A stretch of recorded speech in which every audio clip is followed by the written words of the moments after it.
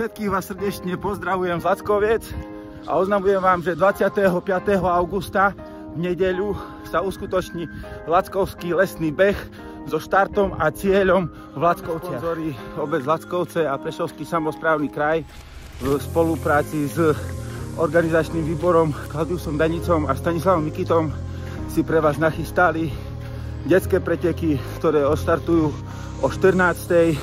krátku trasu, ktorá odštartuje 11:30 a dlhú trasu, ktorá odštartuje o 11:00 z futbalového ihriska v Lackovciach. Jedná sa o 9. ročník a teda úspešné pokračovanie pretekov, ktoré začali v Lackovciach už v roku 2013 a ktoré som do minulého roku usporiadával s priateľmi ja.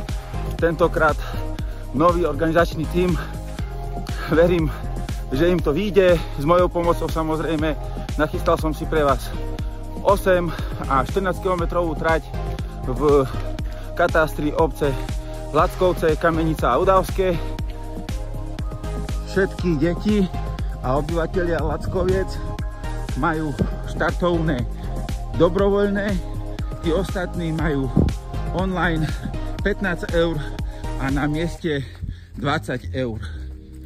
Keďže je to Lackovský lesný beh, jedná sa o trailový beh takýmto lesom, 1 kilometr asfaltu, zbytok sú poľné a lesné cesty a väčšina trasy vedie takýmito trailami.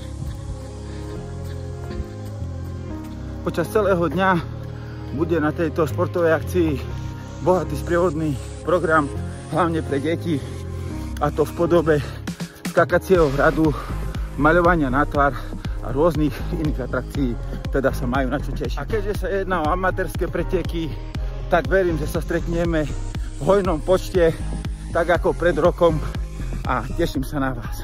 Čaute.